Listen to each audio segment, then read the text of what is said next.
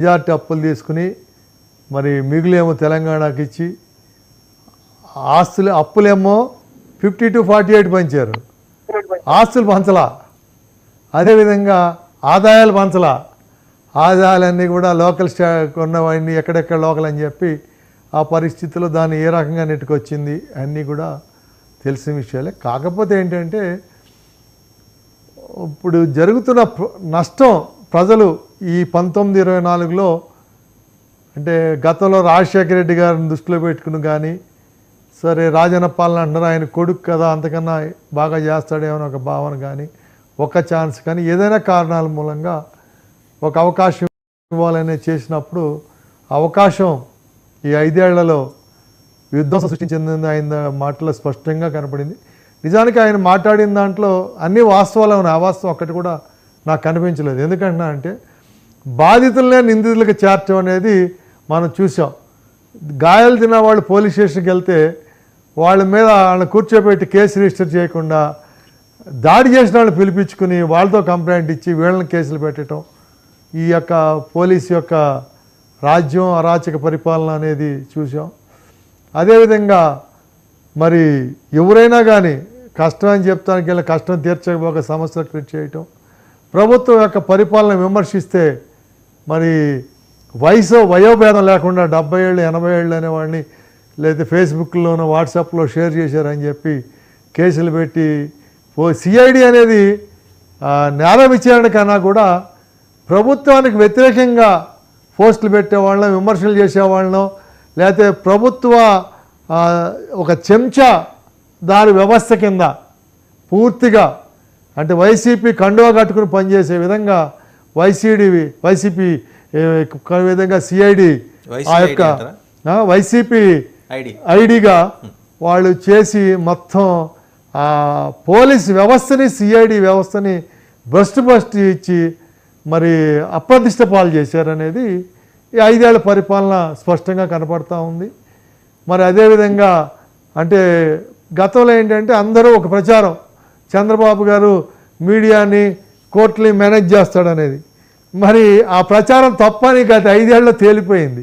ఆయన ఎవరిని మేనేజ్ చేసి ఏం చేస్తుంటే కనుక కోర్టుల చుట్టూ ఎందుకు తిరుగుతాడు, జైలుకి ఎందుకు వెళ్తాడు, ఇవన్నీ ఇబ్బంది ఎందుకు పడతాడు అని కనుక ఆలోచన చేస్తే వాళ్ళ ప్రచారం అనేది అబద్ధం అనేది మాత్రం ఒకటి రుజువైంది. కానీ దానికి విరుద్ధంగా జగన్మోహన్ రెడ్డి మీద అన్ని కేసులు పెట్టినప్పటికి కూడా ఆయన పూర్తిగా న్యాయ వ్యవస్థని పోలీసుని సిఐడిని ఈడీని కూడా మేనేజ్ చేసుకుంటూ అటాచ్మెంట్లు కాకుండా 10 ఏళ్ళుగా మరి ఆ కేసులు ముందుకు పోకుండా కోర్టుకు వెళ్లకుండా నేను ఎట్లా మేనేజ్ చేయగలను అనేది ఆయన రుజువు చేయటం కూడా స్పష్టంగా కనపడింది. సో ఇవన్నీ ఒక ఎత్తు అయితే మరి ఆంధ్రప్రదేశ్కి నష్టం జరిగటం కానీ పవన్ కళ్యాణ్ గారు కూడా మాట్లాడిన దాంట్లో ఎర్రచంద్రాన్ని ఎట్లా అంటే ఏటీఎం కింద వాళ్ళు వాడుకున్నట్టుగా కనపడతా ఉంది.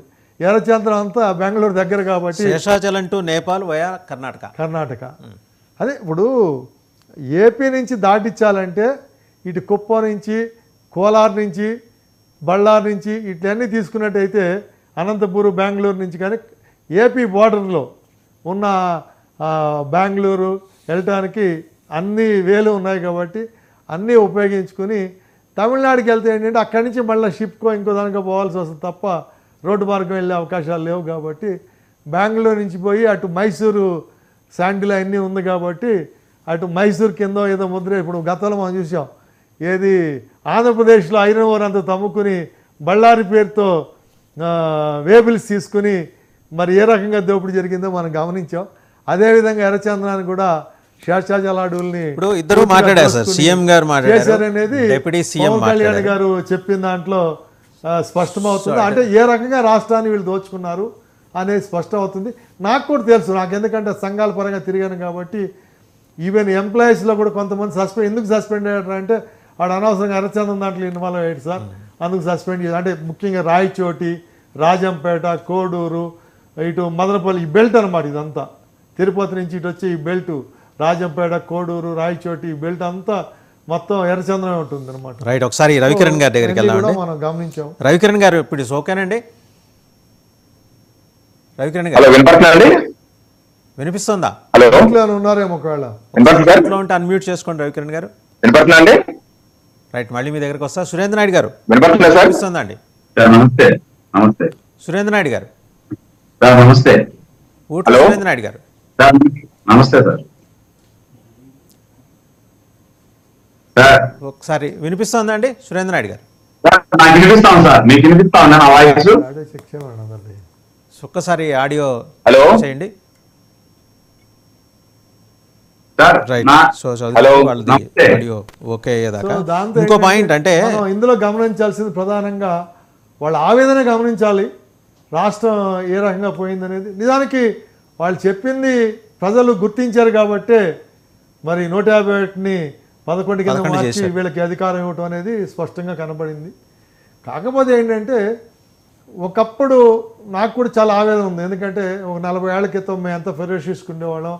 ఇప్పుడు యువతను చూసినప్పుడే ఆ దొడ్డిదారిని అక్రమంగా సంపాదన లేకపోతే ఇంకోటి విలాసవంత జీవితాలకి విలాసాలకి ఉన్న తప్ప ప్రజాపాలన ప్రజా వ్యవస్థని కాపాడాలి, వ్యవస్థ కోసం పోరాడాలి అనే ఇది లేకుండా తయారు కావటం కూడా ఏంటంటే ఈ పోలీసులు భయపడటం అనేది.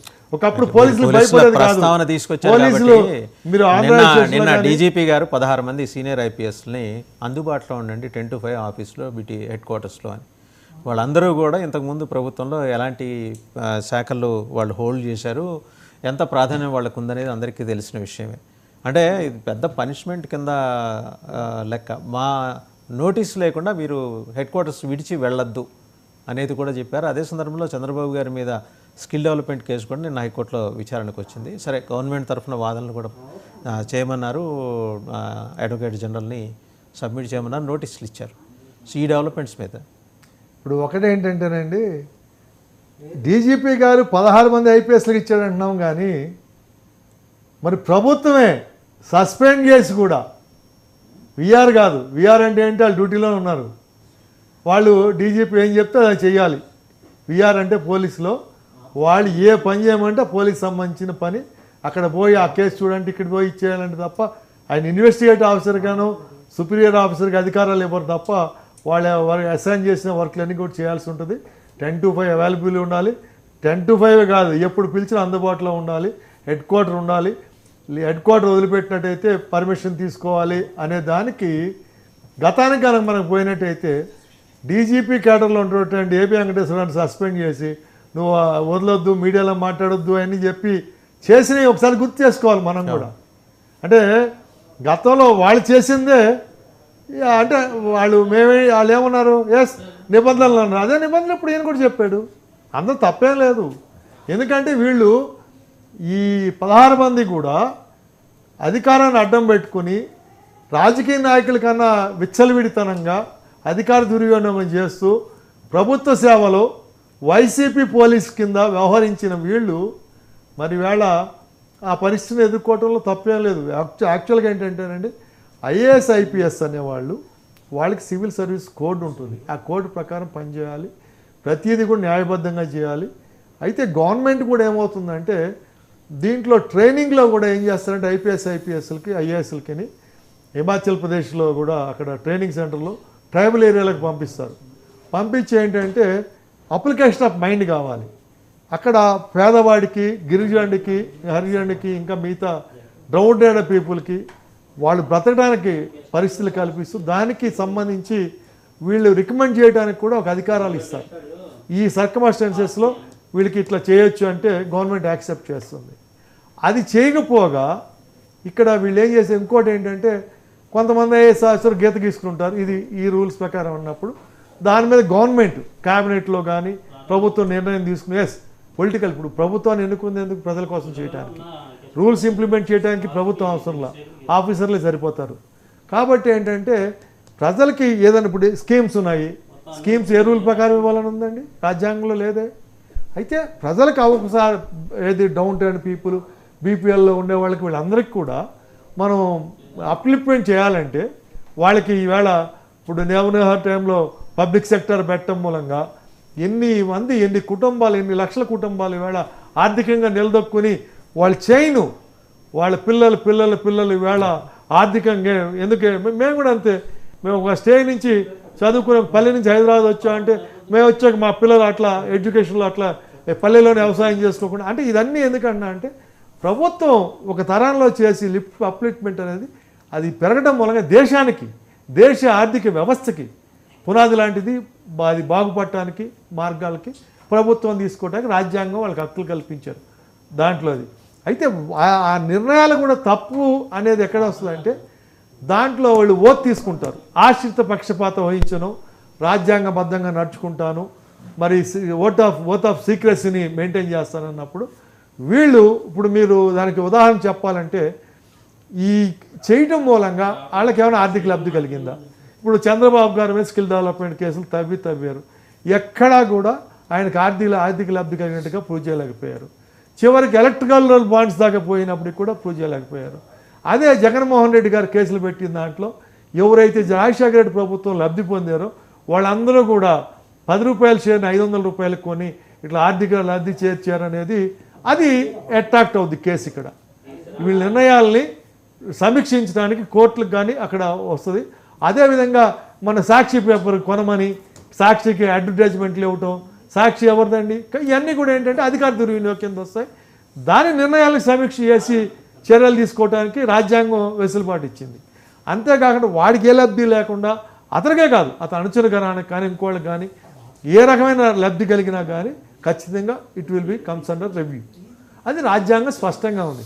అది మర్చిపోయారు వీళ్ళు. ఎంతసేపు ఏంటంటే ఈవేళ తెలుగు రాష్ట్రాలు, ఆంధ్రప్రదేశ్ కాదు తెలంగాణలో 10 ఏళ్ల కేసీఆర్ పరిపాలనలో కూడా అధికారులు ఎట్లయిపోయారంటే దాన్ని చెప్పాల్సి వస్తే ఐఏఎస్ అంటే ఐఆర్ఎస్ అని అయిపోయి డబ్బు సంపాదనలో పడి అన్ని వ్యవస్థల్ని చట్టాలని తొంగలో దుక్కి ఆర్థిక వాళ్ళు కిందని చేసి వాటి దగ్గర వీళ్ళు వసూలు చేసుకొని వీళ్ళు పెంచుకోవటం. ఈవేళ Rajat Kumar election commission Rajat Kumar irrigation సెక్రటరీగా మరి అంత లావిష్ గా పెళ్లి చేశాడంటే ఒకసారి పెద్దిరెడ్డి రవికిరణ్ గారు నౌ ఇట్స్ ఓకే అనుకుంటాను. రవికిరణ్ గారు సో వినిపిస్తుందండి. రవికిరణ్ గారు వినిపిస్తుంది. సో ఈరోజు ముఖ్యమంత్రి ఉప ముఖ్యమంత్రి ఇద్దరూ మాట్లాడుతూ గడిచిన అంటే చాలా కీలకమైన అబ్జర్వేషన్ అయితే 5 ఏళ్ల తర్వాత మళ్ళీ స్వాతంత్రం వచ్చింది. ముఖ్యమంత్రి చంద్రబాబు మాట్లాడిన అంశం మీరు నోటీస్ చేసి ఉంటారు.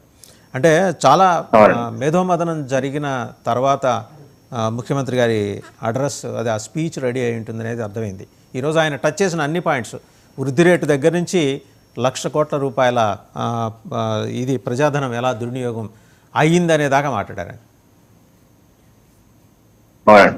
వాసుదేవన్ గారు, ముందుగా మీకు తోటి ప్యానలిస్ట్కి 9 టీవీకి ప్రజలందరికీ స్వాతంత్ర దినోత్సవ శుభాకాంక్షలు అండి. Thank you. ముఖ్యమంత్రి గారు చెప్పిన విషయం ఏంటి, 5 ఏళ్ల తర్వాత స్వాతంత్రం వచ్చిన ఆయన ఎందుకన్నారంటే గత 5 ఏళ్లుగా మనం చూస్తే వాసుదేవన్ గారు జీవో నెంబర్ 1 లాంటి అడుగడుగున నిర్బంధాలు. జీవో నెంబర్ 1 ఏంటంటే అసలు ఎవరికి స్వేచ్ఛ లేకుండా, ఏ పార్టీ ఎటువంటి స్వేచ్ఛ లేకుండా, అసలు వాక్ స్వాతంత్రం కూడా లేని విధంగా మొత్తం వాళ్ళ నిర్బంధంలో పెట్టేసుకొని వాళ్ళు చెప్పినట్టే చేయాలి, ఏ రకంగా ఎక్కడ బయట రాకూడదు అని. పోనీ అందరికి వర్తిస్తున్నా అంటే కాదు, వైసీపీ వాళ్ళు మాత్రం యథేచ్ఛగా ర్యాలీ చేసుకుంటే అన్ని చేసుకుంటారు. వాళ్ళకి మాత్రం ఓకే, వాళ్ళకి మాత్రం జీవో నెంబర్ 1 అప్లై కాదు, ప్రతిపక్ష పార్టీలు మాత్రమే అప్లై అవుతుంది. చూడండి ఎంత దుర్మార్గం అని చెప్పి హైకోర్టు కొట్టేసింది దాని జీవోని. ఎలా పెడతారు మీరు కొట్ట అంటే it is against the constitution, ప్రాథమిక హక్కుల ఉల్లంఘన అది హైకోర్టు చెప్పింది, స్పష్టంగా అర్థమవుతుంది. అలాగే ఎవరు ఏదన్నా ఇప్పుడు మన ఎన్నికల టైంలో కూడా ఎలక్షన్ జరుగుతున్నప్పుడు కూడా చూసాం, చాలా ఎవ్వరేం మాట్లాడలేదు, ప్రజలు కూడా ఏం మాట్లాడలేదు, కామ్ గా ఉన్నారు. ఏంటి డెఫనింగ్ సైలెన్స్ అని చెప్పేసి మనం డిబేట్ లో అనుకున్నాం, ఈ ఇంత సైలెన్సా ఏంటి, ఏం జరుగుతుంది అనుకుంటున్నాం. అది ప్రజల్లో గూడు కట్టుకున్న భయం ఏంటి, మనం ఏం మాట్లాడినా ప్రభుత్వం మన మీద దాడి చేస్తుంది. వైసీపీ నాయకులు కార్యకర్తలు కావచ్చు, లేదా ప్రభుత్వం కావచ్చు, వ్యవస్థీకృతంగా అధికారులతో సహా మనల్ని ఏదో రకంగా దాడి చేస్తారు. సో మన నిర్ణయం ఏదో కామ్ గా బ్యాలెట్ లో కొడేద్దాం అన్న ఆలోచన ప్రజలు కూడా వచ్చారంటే చూడండి. అందుకే స్వాతంత్రం అన్నది ఏ మాత్రం వాక్ స్వాతంత్రం కూడా లేకుండా జస్ట్ ఎవరో ముస్లిం మొత్తగా ఫేస్బుక్ లో పోస్ట్ పెడితే రాత్రి వచ్చి తీసుకెళ్లి అరెస్ట్ చేసేయటం. హెబియస్ కార్పస్ పిటిషన్లు ఎన్ని వచ్చాయండి గత 5 ఏళ్ళలో, మనం కూడా డిబేట్లు చేసాం. మా జిల్లాలో కూడా Kakinada Prathipadu habeas corpus petition పెట్టి భార్య హైకోర్టుకి వెళ్ళింది, ఏది మా ఆయన చూపించమని.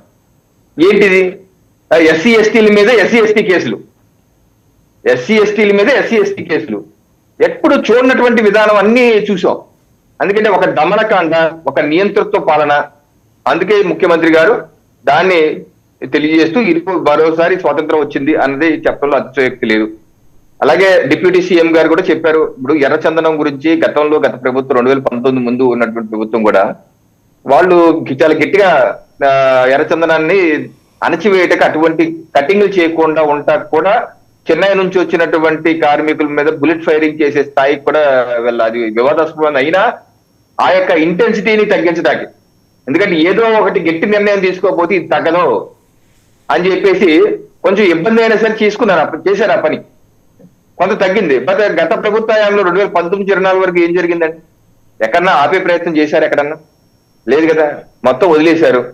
ఇది మన డిప్యూటీ సీఎం గారు కర్ణాటక వెళ్ళినప్పుడు కూడా అక్కడ మంత్రులతో మాట్లాడి అక్కడ ఎర్రచందనం సీజ్ అయ్యి ఉన్న చంద్రచందనం కూడా చూసి మాకు ఇది అప్పచెప్పే విధంగా కూడా వారితో మాట్లాడే ఫారెస్ట్ అధికారులతో మాట్లాడి రావడం కూడా జరిగింది. సో మన రాష్ట్రంలో ఉన్నటువంటి ఎర్రచందనం కర్ణాటకకి ఎందుకు వెళ్ళింది? కర్ణాటక వయా నేపాల్ ఎందుకు వెళ్తుంది? ఎందుకు కట్టుదిన చర్య తీసుకోలేదు? ఎర్రచందనం కావచ్చు, గంజాయి కావచ్చు, ఏ రకంగా పెరిగిపోయినండి. దేశంలో ఎక్కడ గంజాయి పట్టుకున్నా సరే మూలాలు వచ్చేసి అరకు ఏదో బ్రాండ్, అది వెరైటీ బ్రాండ్ పేరు ఏదో బాగుంటుంది పేరు, ఆ పేరుకి వెళ్ళిపోతుంది. సో అది మనకి చెడ్డ పేరుగా. ఏ ప్రభుత్వ హయాంలో కూడా నాకు ఊహ తెలిసాక గంజాయికి కేర్ ఆఫ్ అడ్రస్ ఆంధ్రప్రదేశ్ అనే టాక్ నేషనల్ లేదు, నేను ఎప్పుడు వినలేదు. గత ప్రభుత్వ హయాంలో మాత్రమే విన్నాను. ఏ రకంగా ఎందుకు ఆ దౌర్భాగ్య పరిస్థితులు వచ్చాయి? ఇప్పుడు తెలంగాణ కానీ ఆంధ్రప్రదేశ్ కానీ తెలుగు వాళ్ళందరూ బాగా కష్టపడతారు, తెలివితేటలు ఉన్నవాళ్ళు, ప్రపంచంలో ఎక్కడికన్నా వెళ్ళి బతుకుతారు, దూరదృష్టి ఉన్నవాళ్ళు, ఇలా మనకు మంచి పేరు ఉంది. అలాంటి గంజాయి పండిస్తారు, గంజాయి దేశవ్యాప్తంగా అమ్ముతారు, ఎర్రచందనం అమ్ముతారు, చెడ్డ పేరు ఎప్పుడు లేదు మనకి. అలాంటి చెడ్డ పేరు తీసుకొచ్చి పెట్టారు. సో అందుకనే ఏదైతే గత ప్రభుత్వ హయాంలో జరిగినటువంటి గత 60 రోజులుగా చెప్తున్నాం, అలాగే ఈ రోజు కూడా డిప్యూటీ సీఎం గారు చెప్పడం జరిగింది. అవన్నీ విడిచిపెట్టేసి ఒక ఫ్రెష్ పేజ్ గా మనం వెళ్ళవలసిన అవసరం ఉంది. దాన్ని డిప్యూటీ ముఖ్యమంత్రి గారి ఆధ్వర్యంలో ముందు తీసుకెళ్తాం వాసుదేవన్ గారు. రైట్. సుజాత గారు, జనసేన అధికార ప్రతినిధి. నమస్తే సార్. ముందుగా మీకు 99 వీక్షకులకి, ఛానల్లో ఉన్న పెద్దలందరికీ స్వాతంత్ర దినోత్సవ శుభాకాంక్షలు అండి. సార్, గత 5 ఏళ్లుగా చూసుకుంటే కనుక మన రాష్ట్రంలో శాంతి భద్రతలు అన్నవి ఐసీయూలో ఉన్నాయనే చెప్పాలి. ఇందాక మిత్రులు చెప్పినట్టు రాష్ట్ర వ్యాప్తంగా ఎక్కడ చూసినా గంజాయి అక్రమ రవాణా గాని, దేశం మొత్తంలో గంజాయి ఎక్కడ పట్టుబడినా దాని మూలాలు ఆంధ్రప్రదేశ్ వైపు చూపించడం, పక్కనున్న తెలంగాణే కాదు ఢిల్లీలో పట్టుబడినా ఎక్కడ పట్టుబడినా కూడా ఆంధ్రప్రదేశ్ నుంచి గంజాయి సరఫరా అయినట్టు ఆధారాలు లభించడం, అలాగే ఎన్నికల ముందు కూడా పెద్ద ఎత్తున డ్రగ్స్ విశాఖ పోర్ట్ లో పట్టుబడడం కానీ, అలాగే ముంబై ముంద్రా పోర్ట్ లో పట్టుబడిన డ్రగ్స్ కి మూలాలు అడ్రస్ విజయవాడలో లభించడం, ఇటువంటి ఎన్నో అంశాలు భారతదేశంలో ఆంధ్రప్రదేశ్ అంటే అంతకు ముందు వరకు ఉన్న పేరు ఒక అన్నపూర్ణ, దేశానికి మొత్తానికి అన్నపూర్ణ ఆంధ్రప్రదేశ్ అన్న పేరుని గంజాయి ఆంధ్రప్రదేశ్ గాను, అప్పుల ఆంధ్రప్రదేశ్ గాను, భద్రత లేని శాంతి భద్రతలు కోల్పోయిన ఆంధ్రప్రదేశ్ గాను గత 5 ఏళ్లలో మనం చూసాం. దేశంలోనే ఆంధ్రప్రదేశ్ యొక్క పరువు ప్రతిష్టల్ని నిజంగా దిగజార్చిన కేసులు అయితే కనుక గంజాయి కానీ ఈ డ్రగ్స్ విషయం కానీ. సో దానికి అప్పుడు సహకరించిన ఐఏఎస్ ఐపీఎస్ అధికారులు ఎవరైతే ఉన్నారో నిజంగా వాళ్ళు విధుల్ని ఉల్లంఘించి వాళ్ళ యొక్క పరిధులు దాటి వాళ్ళు ప్రవర్తించిన తీరు, అప్పుడు ఉన్న ప్రభుత్వానికి లొంగిపోయి వారు చెప్పినట్టు నడుచుకున్న తీరు నిజంగా ఈ రోజు వాళ్ళ కెరియర్ లో ఒక మాయను మచ్చలాగా మిగిలిపోయి వారు ఈ రోజు పక్కన కూర్చోబెట్టడం అంటే వాళ్ళకి నిజంగా ఒక అవమానం కింద చెప్పుకోవాలి. వారు ఎంతో కష్టపడి వస్తారు సార్. ఐఏఎస్ ఐపీఎస్ ఆఫీసర్స్ అంటే మన ప్రిలిమ్స్, మెయిన్స్, ఈ తర్వాత ఇంటర్వ్యూలు, ర్యాంకులు, ఎంతో మంది కాంపిటీషన్, దేశం మొత్తం మీద ఎంతో మంది కలలుగానే ఉద్యోగం. అది ఎంతో ప్రతిష్టాత్మకమైన సర్వీస్, ఇండియన్ అడ్మినిస్ట్రేటివ్ సర్వీసెస్ కానీ పోలీస్ సర్వీసెస్ కానీ. అలాంటి కాంపిటీషన్ ఎగ్జామ్ లో ఎంతో మందిని దాటుకుని అంత స్థాయికి వచ్చిన వాళ్ళు వారి కెరియర్ లో ఇంకా మంచి పేరు సంపాదించుకొని అలాగే ప్రజలందరిలో మన్ననలు పొందాల్సిన అవకాశం ఉండి కూడా గత 5 ఏళ్లలో వారు చేసిన నిర్వాకాలు చూస్తే కనుక అంటే అధికారం అనేది శాశ్వతం కాదు, పార్టీలు ఒక 5 ఏళ్లకు ఒకసారి మారిపోతుంటాయి అనేది కూడా మర్చిపోయి సుజాత గారు, సీఎం గారు కానీ డిప్యూటీ సీఎం గారు కానీ వాళ్ళిద్దరూ గడిచిన 5 ఏళ్ళు ఏం జరిగింది సమగ్రంగా వివరించారు. ఓకే, మనం రివ్యూ చేసుకోవాలి, అసెంబ్లీలో కూడా చేసుకున్నాం, శ్వేతపత్రాలు రిలీజ్ చేసాం, అయిపోయింది. యాక్షన్ ప్లాన్ ఏంటి? ఇప్పుడు ఎర్రచందనం వయా కర్ణాటక వెళ్ళింది నేపాల్, అది ఎస్టాబ్లిష్ చేశారు. చర్యలు ఏంటి? చర్యలు ఏ రకంగా ఉండబోతున్నాయి? 60 రోజుల తర్వాత కూడా ఇంకా మనం జరిగింది చెప్పుకోవడంలో దెర్ ఇస్ నో పాయింట్ అనే మాట మేధావిలోకం నుంచి వినిపిస్తుంది. సామాన్య ప్రజలు కూడా ఎదురు చూస్తున్నారు మీరు ఎలాంటి చర్యలు తీసుకోబోతున్నారు అనేది. ఎక్యూజ్డ్ ఎందుకు ఫైండ్ అవుట్ చేయాలి? కాకినాడ పోర్ట్ నుంచి తరలి వెళ్ళిన అక్రమ ఇది మొత్తం రవాణా జరిగింది, బియ్యం రవాణా, రేషన్ బియ్యం రవాణా జరిగింది, ప్లాస్టిక్ బియ్యం. ఇవెందుకు వదిలేసి వ్యక్తిగత జీవితాల్లోకి జొరబడి వాటిని హైలైట్ చేయడం ద్వారా వీటిని మరుగున పెట్టే ప్రయత్నం చేస్తున్నారనే ప్రశ్న కూడా ప్రజల నుంచి వస్తుంది, ప్రజా సమూహాల నుంచి వస్తుంది. మరి now you're at the answering end. 5 ఏళ్ల పాటు ప్రశ్నిస్తూ వచ్చారు, ఇప్పుడు జవాబులు మీరు చెప్పాలి. ఖచ్చితంగా సార్, ఎవరైతే దీనికి అటు ఎర్రచందనం కానీ ఇటు రేషన్ బియ్యం అక్రమ రవాణాలో కానీ ఇంకా ఎన్నో శాఖల్లో సార్, గనుల శాఖలు కానీ అలాగే మైనింగ్ లో కానీ మొత్తం 1,00,000 కోట్ల రూపాయల ప్రజాధనం దుర్వినియోగం అయింది. అది సీఎం గారు చెప్పింది, మొత్తం క్రక్స్ ఆఫ్ సీఎం స్పీచ్ అది. సో ఈ 1,00,000 కోట్ల రూపాయలకి జరిగిన దుర్వినియోగానికి సంబంధించి జవాబుదారీ వ్యవస్థలు మెరుగ్గా పనిచేస్తున్నాయా? సిఐడి ఇంకా వైసీపీ ఐడిగానే మిగిలిపోయిందా?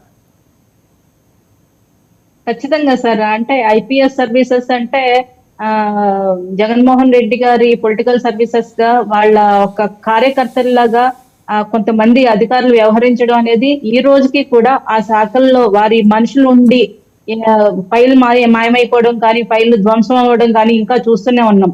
ఎర్రచందనం విషయంలో తీసుకుంటే కనుక టీడీపీ గవర్నమెంట్ లో ఉన్నప్పుడు ఎర్రచందనం వేలంపాట ద్వారా 1,600 కోట్ల రూపాయలు ఆ రోజు 1,600 కోట్ల రూపాయలు మన ప్రభుత్వానికి ఖజానాకి ధనం వస్తే కనుక వైసీపీ గత 5 ఏళ్లలో కేవలం 400 కోట్ల రూపాయలు. అలాగే ఎర్రచందనం స్మగ్లర్ ని 13,000 మంది స్మగ్లర్ ని టీడీపీ హయాంలో అరెస్ట్ చేయడం జరిగింది. అదే వైసీపీలో కేవలం 4,000 మంది స్మగ్లర్లు.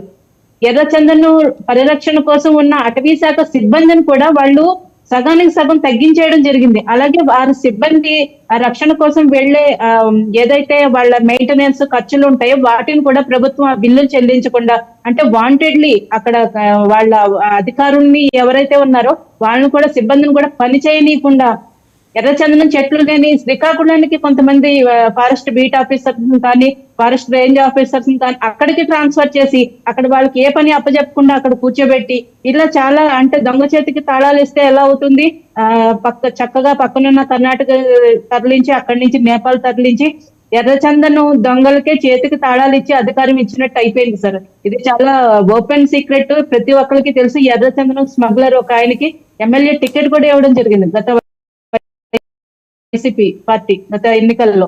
అవన్నీ అయిపోయినాయి. సరే, ఏం చర్యలు తీసుకుంటారు? ఒకసారి అందరూ కూటమి ప్రభుత్వ భాగస్వామి పక్షాలు, కీలక భాగస్వామి అండ్ లీడింగ్ భాగస్వామి కాబట్టి తెలుగుదేశంకి ఎక్కువ రోల్ ఉంటుంది, రెస్పాన్సిబిలిటీ కూడా ఉంటుంది. సురేంద్ర నాయుడు గారు, ఆమె కరెక్ట్? Correct sir.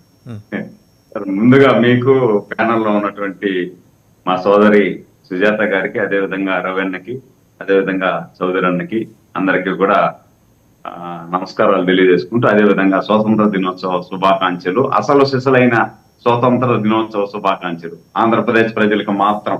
అంటే ఇప్పుడు కరెక్ట్ గా ఈ 5 సంవత్సరాలలో అసలు సిసలు స్వాతంత్ర దినోత్సవం ఆంధ్రప్రదేశ్ ప్రజలు జరుపుకుంటున్నారు అనేది ఖచ్చితంగా మనం అందరూ కూడా ఏకీభవించాల్సినటువంటి విషయం. ఎందుకంటే ఇప్పుడు మా సోదరి చెప్పినట్టు కానీ రవణ చౌదరి సార్ చెప్పినట్టు ఎమ్మెల్యేలు, ఎంపీలు, ఎంపీపీలు, సర్పంచులు, ఎంపీటీసీలు అక్కడ నుండి ఇక్కడ వరకు టోటల్ ఎర్రచందనం, ఇసుక దందా, గనులు, స్మగ్లింగ్ ఇవి చేసిన వాళ్ళే ఉన్నారు వైసీపీలో. మాకు తిరుపతిలో అయితే మాకు ఎర్రచందనం అనేది తిరుపతిలో ఎక్కువ దొరుకుతుంది, శేషాచలం ఆడవాళ్ళు. మా రూరల్ అంటే మీకు బాగా ఐడియా ఉంది తిరుపతి గురించి సార్. మనం మంగళం తీసుకుంటే మంగళంలో ఉండేదంతా కూడా ఎర్రచందనం దొంగలే. అక్కడ ఒక ఎంపీటీసీ ఉన్నాడు, వాడు ఇప్పుడు మొన్న ఏకంగా గురువు మీదనే పోటీ చేసేదానికి టికెట్ అడిగాడు వైసీపీలో.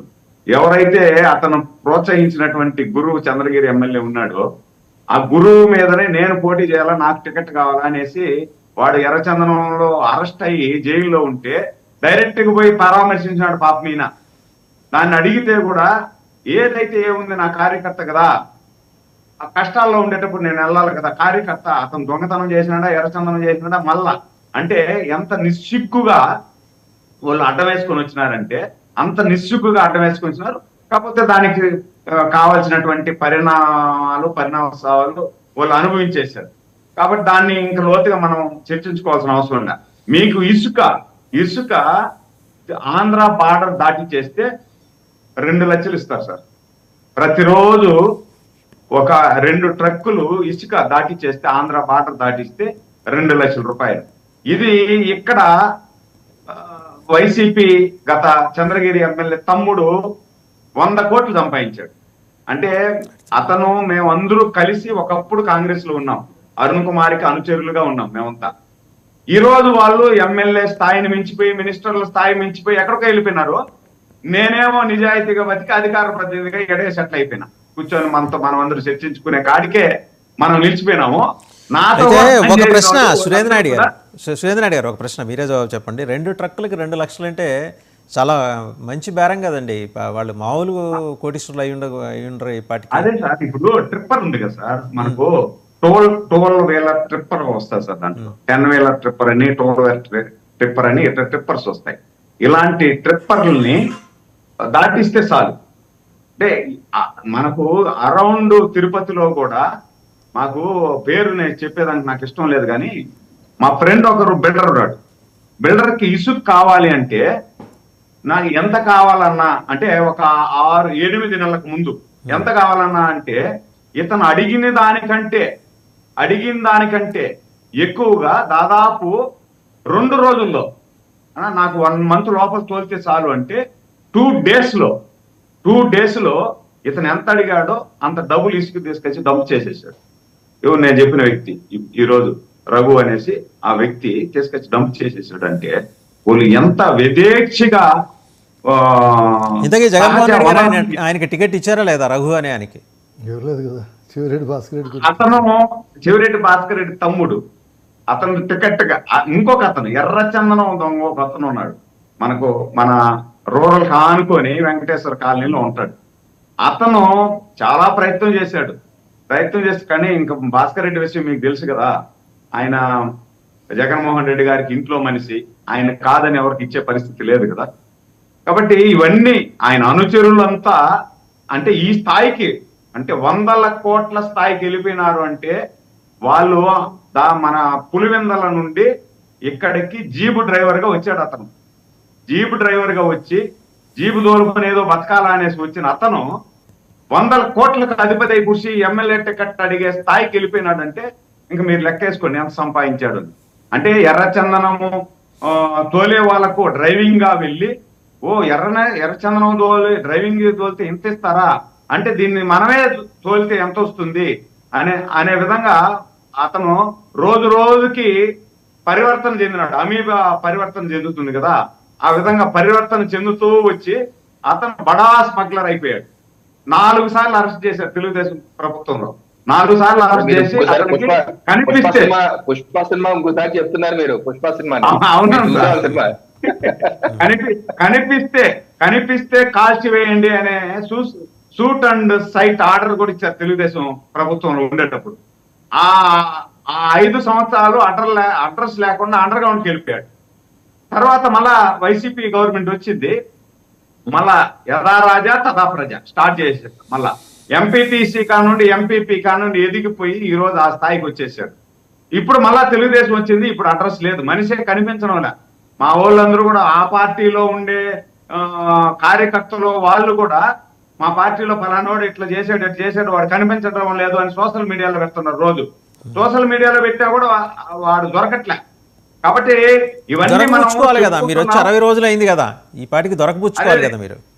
అక్కడికి వస్తున్నాను సార్, అక్కడికి వస్తున్నా. ఐఆర్ఎస్లు ఉన్నారు కాబట్టి లాస్ట్ ప్రభుత్వంలో ఐఆర్ఎస్లు అందరినీ కూడా నిన్న డీజీపీ గారు పర్ఫెక్ట్ శిక్ష విధించారు వాళ్ళకి. అంటే వాళ్ళకి ఎంత మానసిక శోభ, వాళ్ళు చేసినటువంటి దౌర్భాగ్యమైనటువంటి కార్యక్రమాలు ప్రతి సెకండు గుర్తు చేసుకొని కుంగి కుంగి కుంగి కుసించే విధంగా మన ఒక దొంగకి కండిషన్ బెయిల్ ఇస్తారు కదా, కండిషన్ బెయిల్ ఇచ్చిన మాదిరి మీరు ఇక్కడ కూర్చోవాలి, సంతకం పెట్టాలి, మళ్ళా వెళ్ళేటప్పుడు సంతకం పెట్టాలి అంటే వాళ్ళకి పర్ఫెక్ట్ శిక్ష విధించినారు.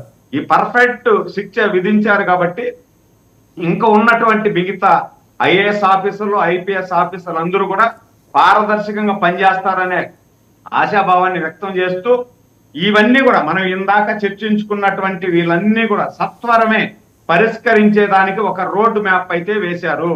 ఎన్డీఏ ప్రభుత్వము ఈ 60 రోజుల్లో పోస్ట్ మార్టం చేసి ఎక్కడెక్కడ ఏ లోపాలు జరిగాయి, ఎక్కడెక్కడ ఎంత అవినీతి జరిగింది, ఏ డిపార్ట్మెంట్లో ఏదైతే జరిగింది ఇవన్నీ కూడా లిస్ట్ అవుట్ అయిపోయింది. ఇంకా చట్ట ప్రకారంగా ఇప్పుడు జగన్మోహన్ రెడ్డి అంటున్నాడే రెడ్ బుక్ ఓపెన్ చేసినారు, రెడ్ బుక్ రాజ్యాంగం అనేసి పిచ్చోడు చెప్పుకుంటున్నాడు రెడ్ బుక్ రాజ్యాంగం అని. రెడ్ బుక్ రాజ్యాంగం కాదు ఇది. పర్ఫెక్ట్ గా అంబేద్కర్ గారు, మహానుభావుడు అంబేద్కర్ గారు రాసిన రాజ్యాంగం ప్రకారం పర్ఫెక్ట్ గా ఎవరైతే దోషులు ఉన్నారో వీళ్ళకి చట్ట ప్రకారంగా శిక్ష పడేదానికి రోడ్ మ్యాప్, రూట్ మ్యాప్ సిద్ధమైపోయింది. ఇంకైతే దొంగలు ఎక్కడ తప్పించుకునే ప్రసక్తి లేదు. దానిలో భాగంగానే నిన్న మన విజయవాడలో ఒక యువ నాయకుడిని అరెస్ట్ చేయడం కూడా జరిగింది.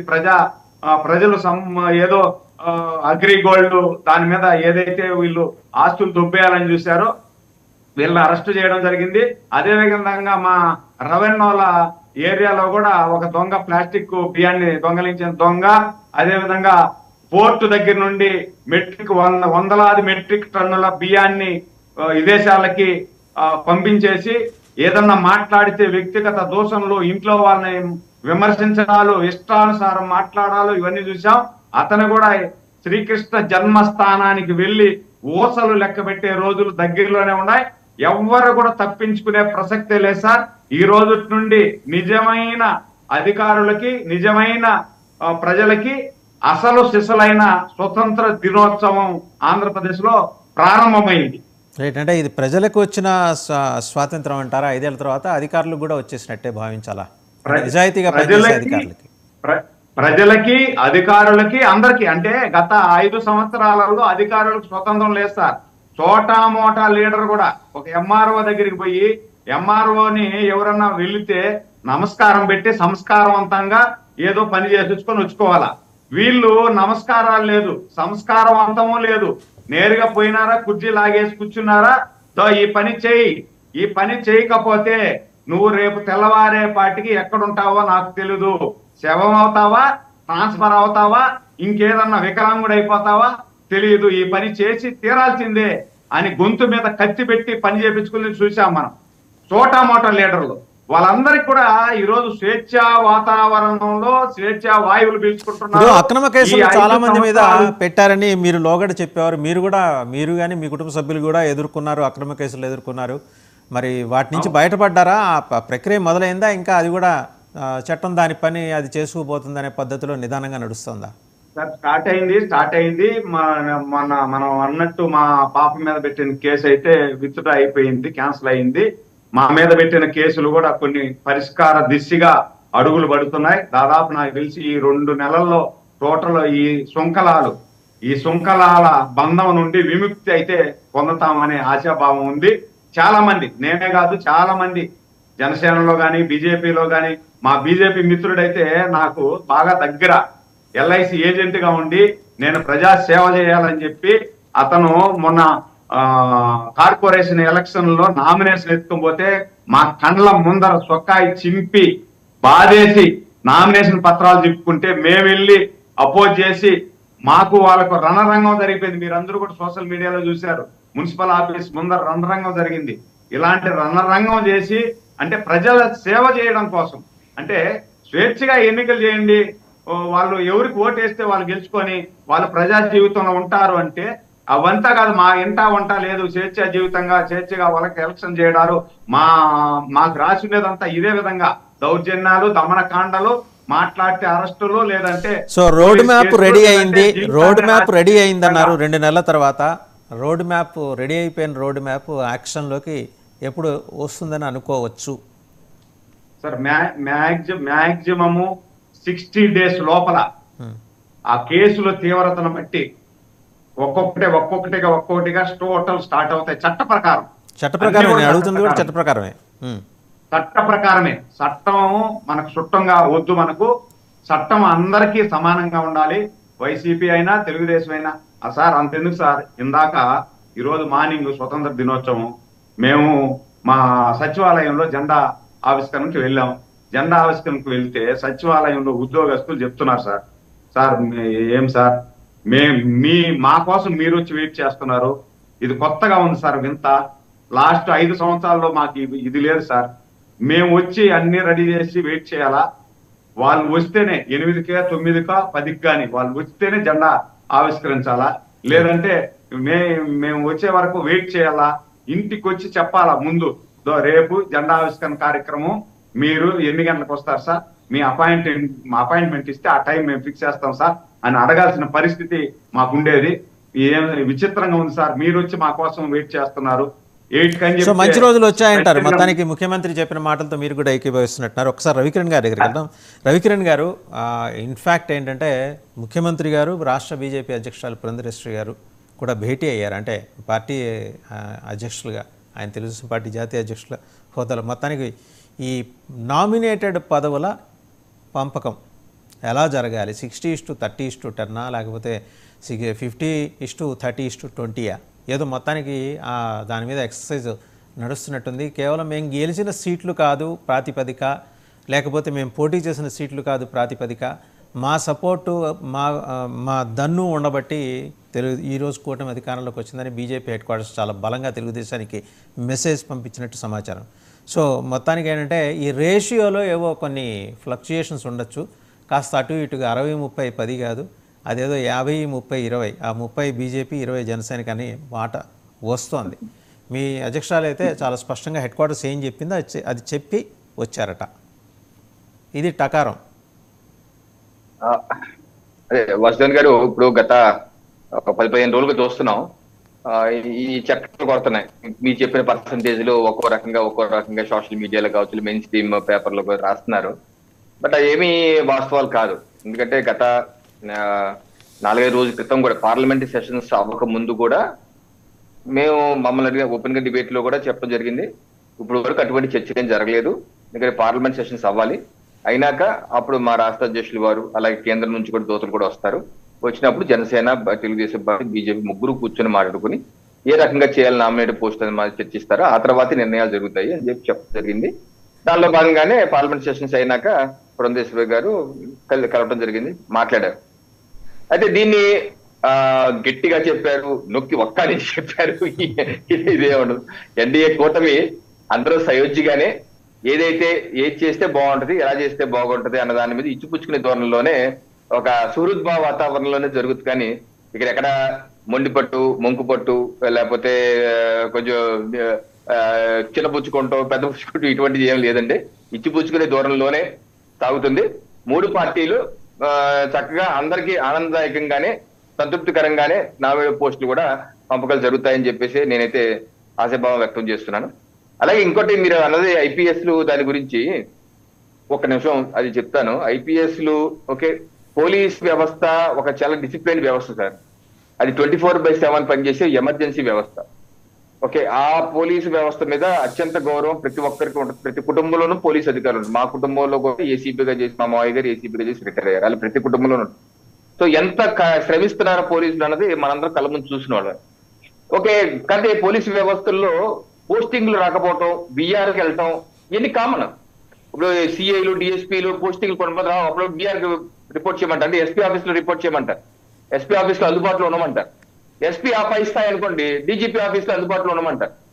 అందుబాటులో ఉండమంటే అందుబాటులో ఉండమనే అర్థం, అంతేగాని మీ ఇంట్లో కూర్చోమని కాదు. మీకు జీతం వస్తారు కదా, ప్రజలు కట్టే పన్నులతో మీకు జీతాలు వస్తున్నాయి. జీతాలు తీసుకున్నప్పుడు పోలీసు ఆర్డర్స్ ఒకటి వచ్చినప్పుడు డీజీపీ ఆఫీస్ కి లేదా ఎస్పీ ఆఫీస్ కి రండి, అందుబాటులో ఉండండి అంటే వెళ్ళాలి. ఎందుకు వెళ్ళట్లేదు వీళ్ళు ఐపీఎస్ అధికారులు, ఆల్ ఇండియా సర్వీస్ అధికారులు ఎందుకు వెళ్ళట్లేదు? ఇప్పుడు డీజీపీ గారు ఎందుకు సర్క్యులర్ ఇవ్వాల్సిన పరిస్థితి వచ్చింది అంటే క్రమశిక్షణ తప్పారా? ఇప్పుడు ఆ డీజీపీ గారు చెప్పిన దాంట్లో మీకు పోస్టింగ్ ఇవ్వలేదు, ఇవ్వనప్పుడు మీ డీజీపీ ఆ కార్యం రిపోర్ట్ చేయాలంటే వర్కింగ్ అవర్స్ దాకా ఉండాలి. ఎప్పుడు ఏది అవసరం అయినా సరే ఆ బీఆర్ లో ఉన్న వాళ్ళని లేదా రిజర్వ్ లో ఉన్న వాళ్ళని ఉపయోగించుకుంటారు, ఎమర్జెన్సీ కానీ దేనికైనా ఉపయోగించుకుంటారు. మీరు లేకుండా పోయి ఎక్కడ తిరగట్లేదని మళ్ళీ ఇంకో మెమో వరకు ఎందుకు తెప్పించుకున్నారు? ఇప్పుడు ఆల్ ఇండియా సర్వీస్ రూల్స్ దేశవ్యాప్తంగా ఒకటే ఉంటాయి. వీళ్ళందరూ రిక్రూట్మెంట్ ఎంతో కష్టపడి చదివారు, మంచి టాలెంట్ తో పాస్ అయ్యారు, ఈ స్థాయికి వచ్చారు. మరి వచ్చినప్పుడు ఆ క్రమశిక్షణ all India service conduct rules ఉంటాయి, 1968 రూల్స్. ఆ రూల్స్ ప్రకారం మీరు ప్రవర్తించాలి కదా. సెక్షన్ 3/1 స్పష్టంగా ఏం చెబుతుందంటే they should maintain high ethical standards, integrity and honesty and political neutrality. Political neutral అంటే రాజకీయంగా మీరు న్యూట్రల్ గా ఉండాలి అన్నది ఆ సర్వీస్ కాండక్ట్ రూల్ 1968 లో సెక్షన్ 3/1 చెప్తుంది. అలాగే సెక్షన్ 5 కూడా చెప్తుంది. పొలిటికల్ పార్టీస్ తో మీరు ఏ రకంగా ఉంటారు సెక్షన్ 5 కూడా చెప్తుంది. సో మనకి వ్యవస్థలో రూల్స్ ఉన్నాయి. ఆ రూల్స్ ను మనం అతిక్రమించేసి బిహేవ్ చేస్తే ఇబ్బందులు ఉంటాయి. తప్పనిసరి ఈ రోజు డీజీపీ గారు ఒక సర్క్యులర్ ఇచ్చి మీరు 10 to 4 ఉండాలి, సంతకం పెట్టాలన్న పరిస్థితి తెచ్చుకుంటూ మేజర్ తప్పు. ఎందుకంటే ఎస్పీ నుంచి డిఐజీ స్థాయి అధికారులు దాంట్లో, ఎస్పీ నుంచి డిఐజీ మీరు ఇంత అధికారులు, డీజీ స్థాయి అధికారులు కూడా ఉన్నారండి. డీజీ స్థాయి అధికారులు కూడా డీజీ కూడా ఉన్నారండి, ఉన్నారు. డీజీ స్థాయి అధికారులు ఉన్నారు. మరి మీరు ఎందుకని సర్వీస్ రూల్స్ నిబంధనలు ఫాలో కావట్లేదు? ఒక రిపోర్ట్ చేయాలి, డీజీపీ కార్యాలయంలో ఉండమంటే ఎందుకు ఉండలేదు? మేము ఎందుకు తెప్పించుకుంటున్నారు? ఈ పరిస్థితి ఎందుకు తెచ్చుకుంటున్నారు? మీరే ఎలా ఉంటే రేపు మీకెందుకు పనిచేసే వాళ్ళ పరిస్థితి ఏంటి? సో ఇది మంచి పద్ధతి కాదు. మీ ప్రజలు జీతాలు ఇస్తున్నారు, మీకు ప్రజల కంటే పనులు జీతాలు ఇస్తున్నారు. క్రమశిక్షణగా పద్ధతిగా ఎవరన్నా సరే ఉండి తీరవలసింది. దట్టు పోలీస్ డిపార్ట్మెంట్ ఇంకా క్రమశిక్షణగా ఉండి తీరవలసిందే వాసుదేవన్ గారు. రైట్. సుజాత గారు మీరేమంటారు? సార్ నేను కొంచెం బయటికి వెళ్ళాలి, ఓకే తెలియపించండి sir. Right, thank you. Sujatha గారు మీరు. సార్ ఇప్పటి వరకు పెద్దవాళ్ళందరూ చెప్పినట్టే ఏంటంటే ఐఏఎస్ ఐపీఎస్ అధికారులు ఎవరైతే ఉన్నారో వాళ్ళ పరిధుల్ని ఉల్లంఘించి కోర్టు తీర్పుని కూడా, ఈవెన్ కోర్టు తీర్పులను కూడా ఉల్లంఘించి కోర్టు ఒక అరెస్ట్ చేయమని కానీ, కొన్ని కేసుల్లో బాధితుల మీద వాళ్ళని వదిలిపెట్టమని కానీ చెప్పిన విషయాలు కూడా కోర్టు ఇచ్చిన తీర్పులను కూడా ఉల్లంఘించి కొన్ని చర్యలు చేయడం జరిగింది. దాని మీద కంటెంప్ట్ ఆఫ్ కోర్టు కేసెస్ కూడా ఈ రోజు వాళ్ళు ఒకవేళ రిటైర్ అయినా లేదంటే వేరే రాష్ట్రానికి బదిలీ అయినా కూడా ఆ కేసును కూడా ఎదుర్కోవాల్సి వస్తుంది. వాళ్ళు ఇంత దారుణంగా వాళ్ళు వ్యవహరించిన తీరు అంటే వెళ్ళిపోయాము, ఈ పార్టీ మారిపోయింది, వేరే పార్టీ అధికారంలోకి వచ్చినంత మాత్రాన ఈ ప్రభుత్వం కక్ష సాధింపు చర్యలు కాదండి. వాళ్ళు ఏదైతే వాళ్ళ విధుల్ని నిర్వర్తించకుండా చట్టాన్ని ఉల్లంఘించారో దానికి ఖచ్చితంగా వాళ్ళు శిక్షార్హులు, దానికి ఖచ్చితంగా చర్యలు ఉంటాయి. వారు మరో రాష్ట్రానికి మారిపోయినంత మాత్రాన్ని ఇక్కడ తప్పించుకుని తిరిగే ప్రసక్తి లేదండి. అయితే ఇప్పుడు ఈ ప్రభుత్వంలో కనీసం ఇప్పటికైనా కూడా ఐఏఎస్ అధికారులు, అటువంటి పెద్ద స్థాయిలో ఉన్న అధికారులు, ప్రభుత్వాలు ఏదున్నా కూడా వారి విధుల మేరకు విధులు నిర్వర్తించాలని, పరిధి దాటుకుంటూ ఉండాలని ఇది ఒక వారికి వీళ్ళందరికీ ఒక అంటే ఒక లెసన్ లాగా మిగిలిన వాళ్ళకు కూడా ఉపయోగపడుతుందని అనుకుంటున్నాం. ఖచ్చితంగా వాళ్ళందరి మీద చర్యలు అయితే ఉంటాయి సార్. రైట్ అండి. చౌదరి గారు క్విక్ గా కంక్లూడ్ చేస్తారా? టైం కూడా పూర్తిగా వస్తుంది. అంటే అది నిర్లక్ష్యానికి ఏది అంటే విధుల నిర్వహణలో నిర్లక్ష్యం వ్యవహరిస్తే ఖచ్చితంగా చర్యలు తీసుకోండి. నేను కూడా గవర్నమెంట్ సర్వీస్ పనిచేశాను కాబట్టి మనకి ఏదైతే విధులు నిర్వర్తించినప్పుడు నిర్లక్ష్యం మీద ఖచ్చితంగా చర్యలు తీసుకుంటారు. యాక్చువల్గా ఏంటంటే మామూలు అదర్ డిపార్ట్మెంట్లో అయితే సస్పెండ్ చేస్తారు. ఇక్కడ పోలీసులు ఏంటంటే వీఆర్ఎల్ ఎక్కువగా విధుతారు, సస్పెండ్ అంటే ఇంకా ఎక్కువ పోయినట్టు. ఎవరైనా కానీ ఇప్పుడు ఒక కేసు ఉంటుంది, వాళ్ళ పోలీస్ స్టేషన్లో వాడు నిర్లక్ష్యం ఆఫ్ డ్యూటీస్ మీద ఏం చేస్తారు, ఇమ్మీడియట్గా వాడిని రిపోర్టు హైర్ ఆఫీసర్స్ అంటారు, అది ఆవిడకు ఛార్జ్ చేస్తారు. అంటే ఇట్స్ నథింగ్ బట్ పోలీసు వాళ్ళు కాబట్టి సస్పెండ్ చేయకుండా ఇట్లా చేస్తారు.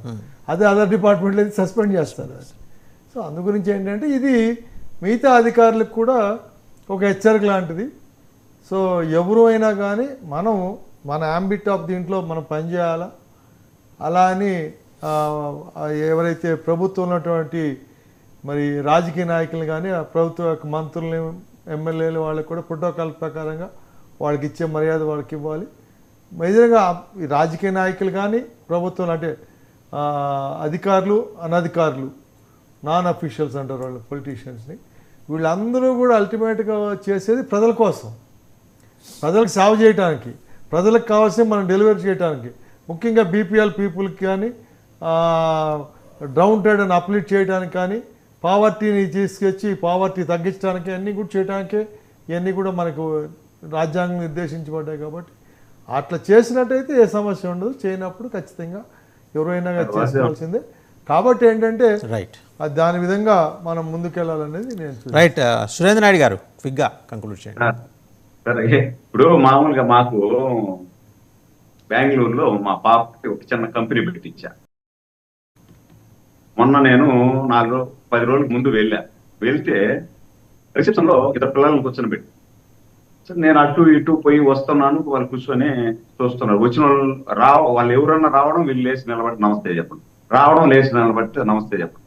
సరే నేను అడిగాను మా పాపని, ఏనన్నా వాళ్ళు ఇట్లా అంటే, వాళ్ళు ఇట్లా కొంచెం పొరపాటు చేశారు, వాళ్ళని రిమూవ్ చేసేదానికంటే కూడా ఆ రిసెప్షన్ లో కూర్చొని పెట్టినా అంటే, మిగతా వాళ్ళు ఉద్యోగస్తులందరూ బయటికి లోపలికి వస్తూ ఉంటారు కదా, వచ్చినప్పుడంతా వీడు పైకి లేను నమస్తే పెట్టను, పైకి లేను నమస్తే పెట్టను, ఎందుకు ఈడ కూర్చో ఉన్నాడు అని అడిగినా అంటే, ఇది జరిగింది పొరపాటు అంటే పశ్చాత్తాపడుతూ నెక్స్ట్ టైం ఆ పొరపాటు చేయకుండా ఉండడం కోసం కఠినమైన నిర్ణయం తీసుకునే దానికంటే కూడా వాళ్ళను పరివర్తన చెందడానికి ఒక అవకాశం ఇచ్చినట్టు అవుతాది అని చెప్తే, రియల్లీ నేను చాలా వండర్ఫుల్ నిర్ణయం అనుకున్నాను. ఆ విధంగా డీజీపీ గారు తీసుకున్నటువంటి నిర్ణయం హ్యాండ్స్ ఆఫ్. వాళ్ళు తెల్లవారితో వచ్చి సంతకం పెట్టి సాయంకాలం దాకా ఉండి సో లెట్ us వెల్కమ్ అండి. అటువంటి సంస్కరణలను మనందరం స్వాగతిద్దాం. వాళ్ళు కూడా పరివర్తన చెందాలి. ఎవరైనా తప్పిదాలకి పొరపాట్లకి పాల్పడి ఉంటే పరివర్తన చెందాలి. ఎందుకంటే అందరూ కూడా ఆఫీసర్సే కాబట్టి, యూనిఫామ్ ఆఫీసర్స్, అందులో ఆ డిసిప్లిన్ని వాళ్ళు మెయింటైన్ చేయాలి. పొలిటికల్ న్యూట్రాలిటీని ఇందాక రవికిరణ్ గారు మెన్షన్ చేసినట్టు వాళ్ళు అది మెయింటైన్ చేసే దిశగా ఈ సంస్కరణలు ఉపయోగపడాలని కోరుకుందాం. Thank you very much.